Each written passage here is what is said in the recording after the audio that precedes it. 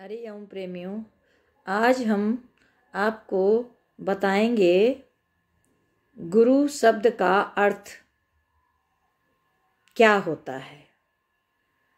बहुत लोगों ने पूछा गुरु क्या है, तो गुरु का अर्थ है गुरु देह नहीं, गुरु आत्मा है। आत्मा अजर अमर अविनाशी है। अजर अमर अविनाशी है जिसका नाश नहीं होता है, नाश नहीं होता है।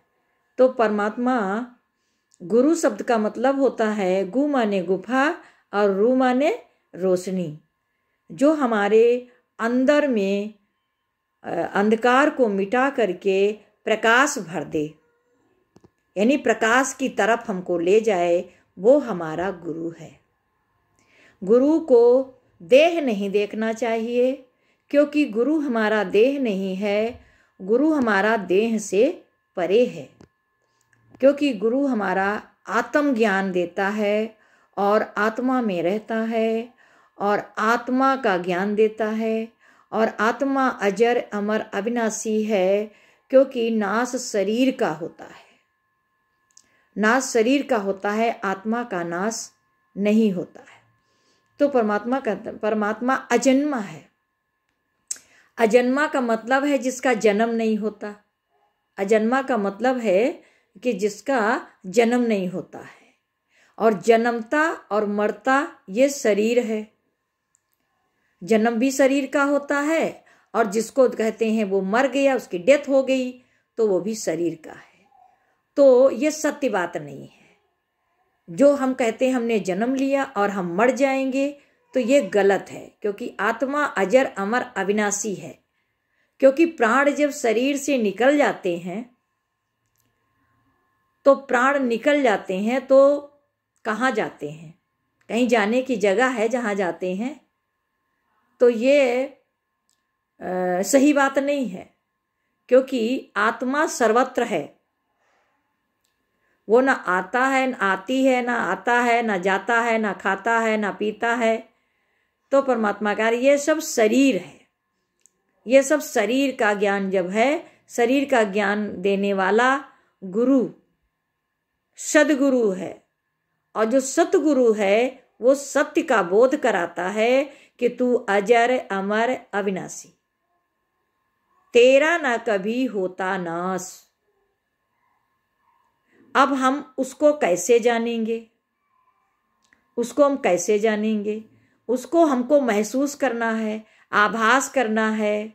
सुबह कैसे हुआ, दोपहर कैसे हुआ, शाम कैसे हो रही है, कैसे पौधा बढ़ रहा है, कैसे एक छोटा सा बच्चा इतना 5 फीट का हो जाता है, वो कैसे बढ़ता है, और जब वो गर्भ में आया, तो जब अजन्मा का मतलब है कि परमात्मा जन्म नहीं लेता, इसलिए परमात्मा मरता भी नहीं है। मरता शरीर है और जन्म भी शरीर लेता है। तो परमात्मा कह रहे हैं कि जब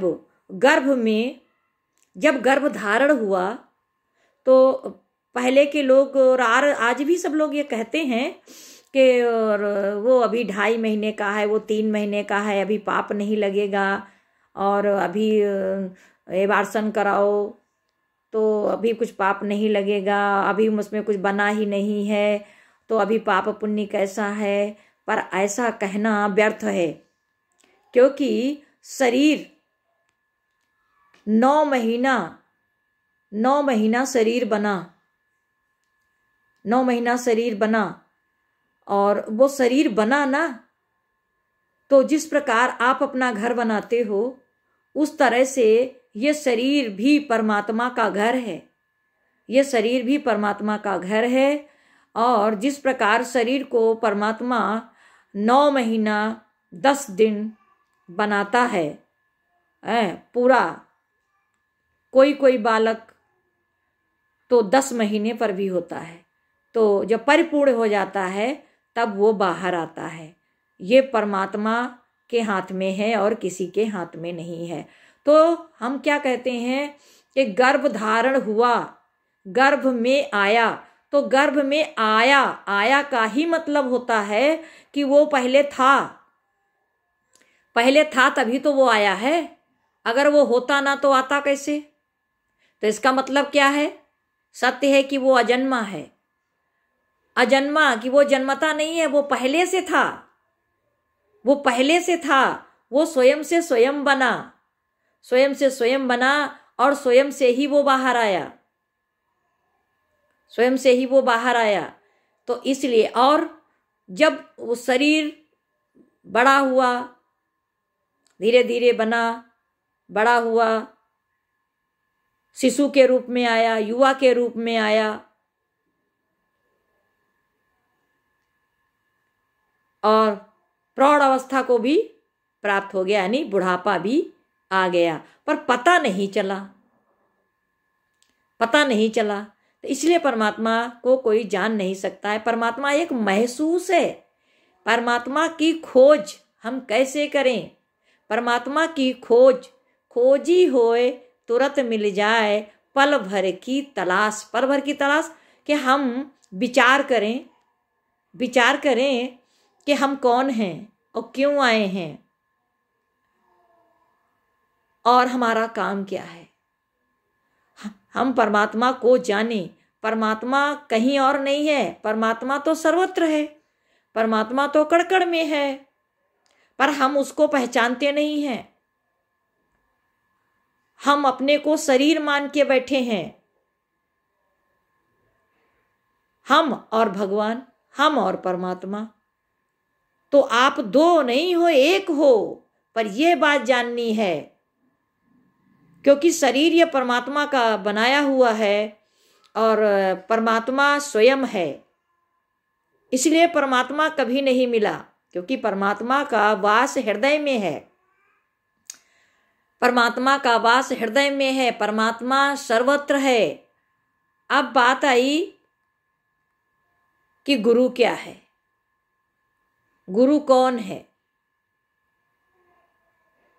तो गुरु देह नहीं है और गुरु आत्मा है। तो कोई कुछ परमात्मा के सिवाय कुछ भी, एक पत्ता नहीं हिल सकता, कुछ भी नहीं हो सकता बिना परमात्मा के। तो जो हम खाते हैं, पीते हैं, सोते हैं, जागते हैं, चलते हैं, देते हैं, गमन करता हुआ, आँख खोलता हुआ, सोता हुआ, भ्रमण करता हुआ, देता हुआ, लेता हुआ, गीता में 5वें अध्याय में बताया गया है। तो यानी मैं कुछ भी नहीं करता, मैं कुछ भी नहीं करता, सब अपने आप से होता है और हमारे हाथ में कुछ भी नहीं है। एक सांस आ रही है तो हम जिंदा हैं, और एक सांस नहीं आ रही है तो हम मुर्दा हैं। बस इतनी सी ही तो हमारी औकात है, और क्या है? सब कुछ परमात्मा की मर्जी से होता है। और हम अपने को जानते नहीं हैं और दूसरे को हमेशा जानते हैं। बस दूसरे को भगवान कहेंगे, दूसरे को गुरु कहेंगे, दूसरे की पूजा करेंगे, पर अपने को नहीं। अब ये बात सोचने वाली है कि जब परमात्मा कड़कड़ में है, परमात्मा पत्ते पत्ते में विराजमान है, तो क्या परमात्मा मुझ में नहीं है? और अगर परमात्मा मुझ में है तो फिर उसको कहाँ खोजोगे, कहाँ ढूंढोगे, कहाँ माथा झुकाओगे, कहाँ चरणों पे पड़ोगे, किसकी पूजा करोगे, काहे से पूजा करोगे? क्योंकि सारी चीजें तो हमारी परमात्मा ने की दी हुई हैं, परमात्मा से प्राप्त हुई हैं। तो भगवान कह रहे हैं फिर हम किसको जाने कि कौन परमात्मा है, क्योंकि परमात्मा के सिवाय कुछ है ही नहीं। तो ये गलत फहमी आपको दूर हो जाएगी कोई किसी ब्रह्म ज्ञानी गुरु के पास जाने से, तत्वदर्शी गुरु के पास जाने से तुम्हारा मन साफ हो जाएगा और दूसरा देखना बंद हो जाएगा। एक परमात्मा के सिवाय और दूसरा कुछ बना ही नहीं है, बना ही नहीं है। तो जब दूसरा कुछ बना ही नहीं है, जब परमात्मा पहले था परमात्मा है और परमात्मा रहेगा। ना परमात्मा के पहले कुछ था, ना परमात्मा के बाद कुछ है। तो परमात्मा ही है, उसका सब कुछ बनाया हुआ है। तो परमात्मा को कौन जान सकता है? परमात्मा स्वयं से स्वयं है। परमात्मा देह नहीं है, इसलिए देह का कोई भी कार्य वो सच नहीं है। सच नहीं है कैसे? कि जैसे आप अपने पूरे घर में रहते हो, सब कहीं रहते हो, आपके बिना घर बेकार है। उसी तरह से जब तक हमारी आत्मा है तब तक ही ये शरीर रूपी घर आबाद है, और जब आत्मा नहीं है तो ये घर भी आबाद नहीं है।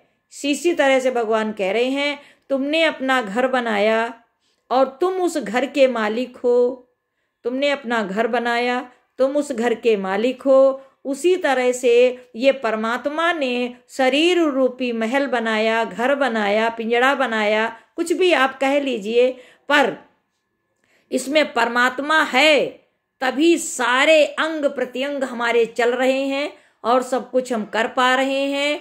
और अगर हमारा परमात्मा ना होता तो एक मुर्दा और एक जिंदा, उस मुर्दे में देखिए गौर से क्या चला गया है, उसमें से क्या चला गया है?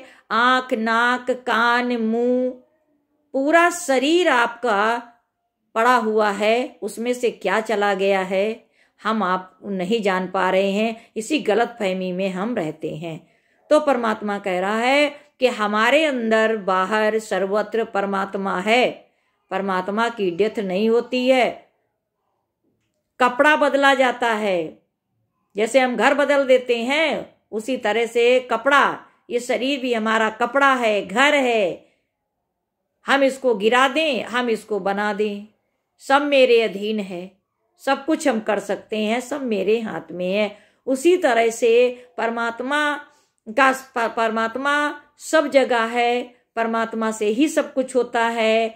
परमात्मा करता होके अकर्ता रहता है, और हम कुछ करते नहीं हैं और फिर भी हम कर्ता भाव में आते हैं। यही हमारा द्वैत है, और इसी द्वैत से हमको निकलना है, क्योंकि परमात्मा सर्वत्र है और परमात्मा है ही, और दूसरा कुछ बना ही नहीं है। हरि ओम।